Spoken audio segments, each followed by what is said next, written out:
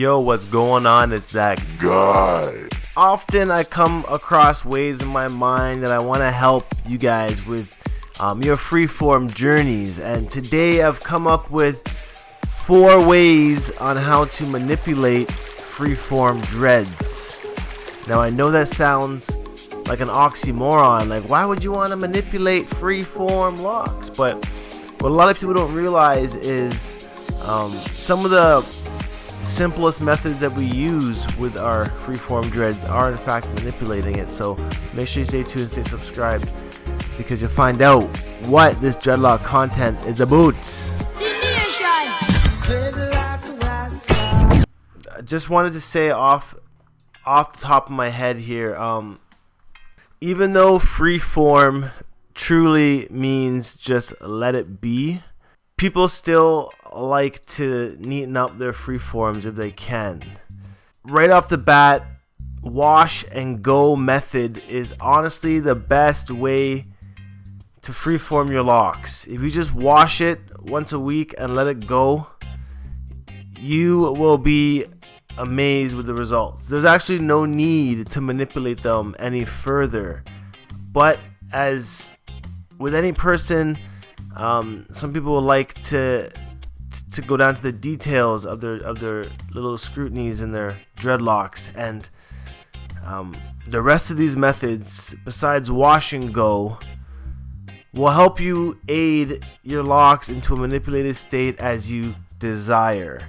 And truly, wash and go being the best method, you can always separate as desire with that, meaning wash your hair, let it dry, go about your day, and as they start to come together months down the road, separate any huge congos that you don't want to happen. Unless you want the congos to happen, then don't separate at all. Manipulated freeform locks can happen either pre-locking stage or post-locking stage. Pre-locking stage, we have 3 methods. One being the sponge, dreadlock sponge, the second being the towel rub, and the third being the tennis racket, which is a rarity method. But starting here first with the dreadlock sponge. Dreadlock sponge is something new, actually. They just came out within the past 5 years, and essentially you use this material to kind of just rub your afro into the shape of dreads, and essentially it will create smaller dreads, smaller dread nubs through these holes right here. And I guess on the flip side, this will create like a bigger kind of freeform, but you still see that there's still holes in the sponge. So the size of these holes actually determine the size of the dread nubs that will be created. And essentially you start to begin getting hair like this, where it kind of turns into these nubs. Over like a couple weeks of just actually using the product, you can begin to get hair like this. And this is all manipulating before the locking has even begun, because now from this point, since you kind of manipulated your hair into this, you can let it freeform out. Same with this guy. You can let this freeform out and separate as desired. You know, you can not even separate any of it, and then you just start to get freeform dreads coming back in. So the freeform stage is pretty much momental, where it goes from moment to moment, because at the beginning you might be using the dread sponge, so you're not 100% freeform wash and go. But then after you've dread sponged for like a month or 2, then you don't have to dread sponge anymore, and then you've transitioned back into 100% freeform, which is just washing and going once again. So it's interesting to see how this kind of comes about. So you can find these dread sponges on Amazon, eBay, your local hair store, and I would actually suggest finding one with bigger holes like this, so you can get bigger sectioned dreads on your head. I find that this would work better. But as I was playing around with this on my hairstyle, my type of hair is like mixed. So the dread sponge usually works best on more nappier, coarser hair. It didn't work for me. The dread sponge didn't work. I kind of put it to the side. I'm like, you know what? I'm gonna move on to the towel rub, which brought me to the second method now of manipulating your freeform dreads, is the towel rub method. And the towel rub, essentially the exact same thing as the sponge, but you use a microfiber towel instead of a sponge with holes in it, which works better for most people because, for instance, like myself, my hair wouldn't take to the sponge, but my hair also would not take to the towel.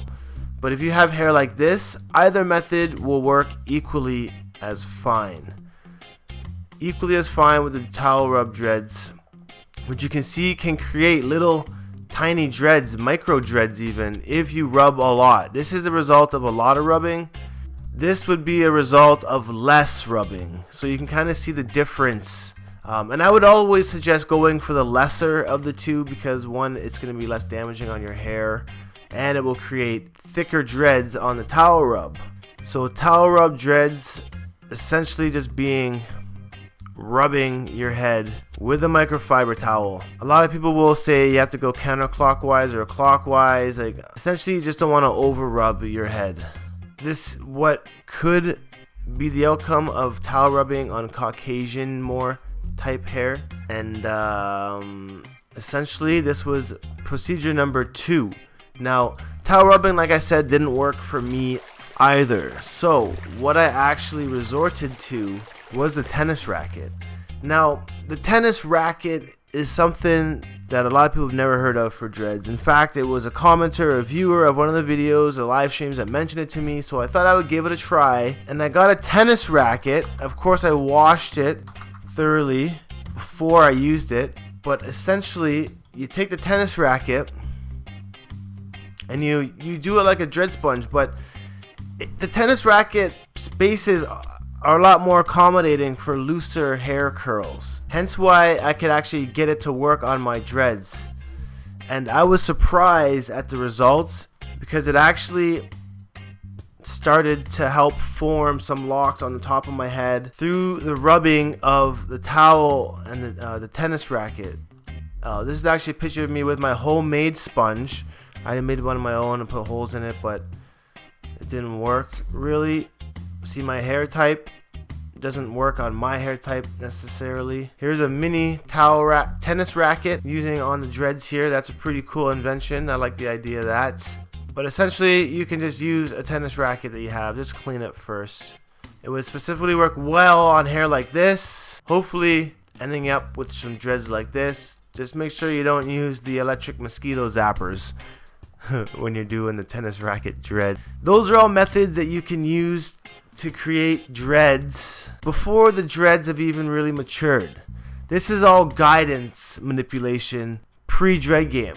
Now, you might be wondering what you can do to your dreads after they've locked up. Whether you have gone wash and go the whole way and separated as desired, and now you're at the point where your dreads are locked and you're thinking about manipulating them for some reason, or whether you're now at the sponge rubbing stage where your dreads have come together, or now you're at the towel rubbing or the tennis racket stage where you also start to see some dreads forming, maybe a year or 6 months to a year after you've initially got the dreads.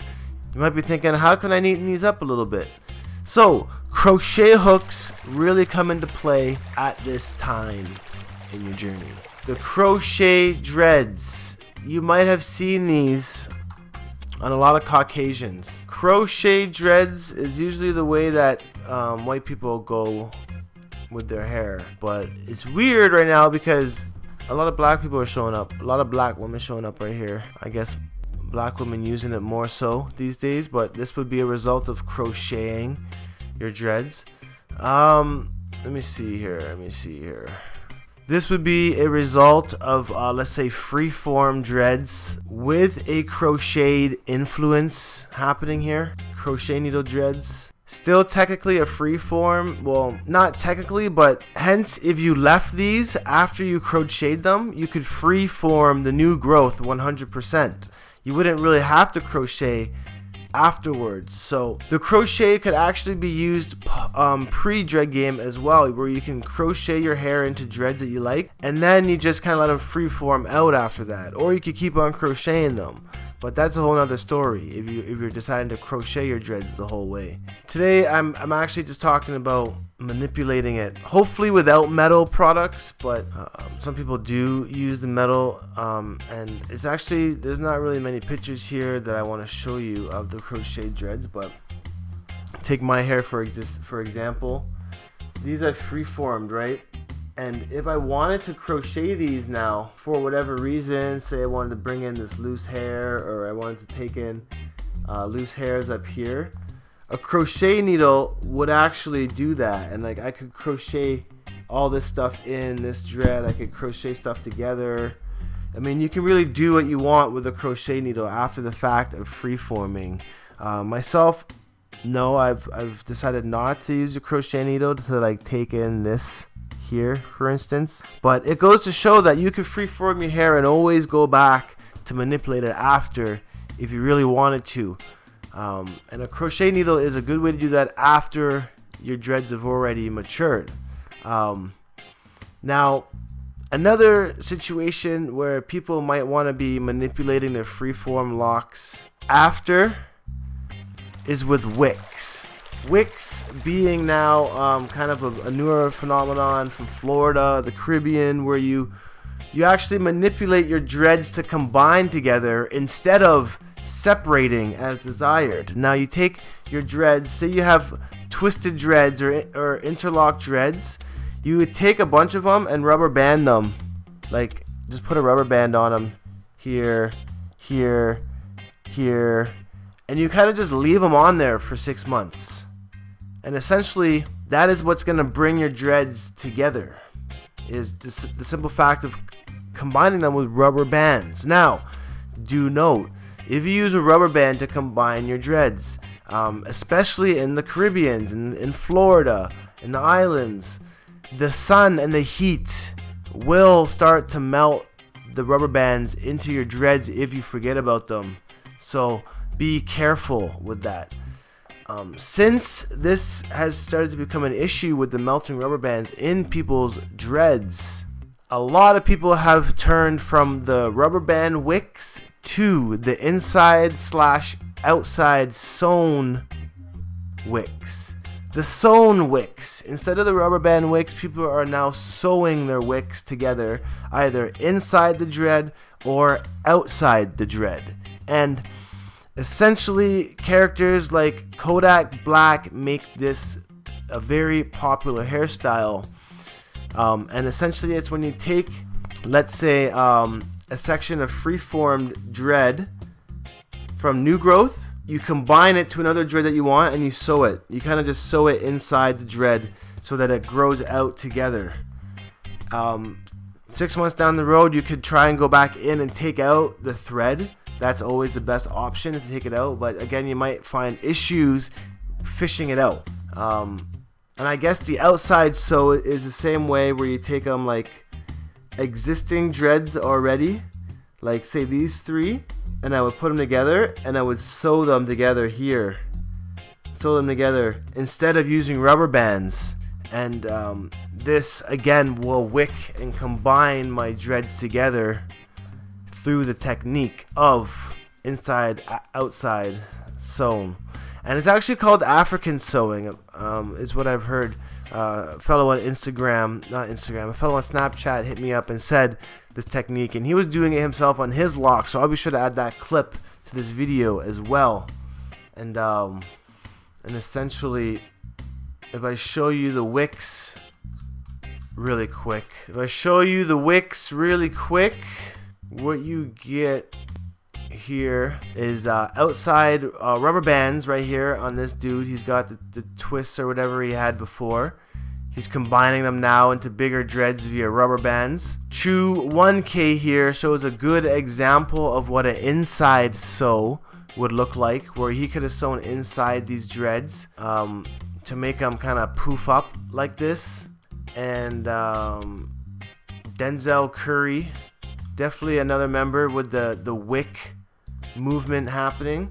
where it pretty much gives you finger-like dreads. But do note that wicks do happen naturally, just like Gunplay had his hair.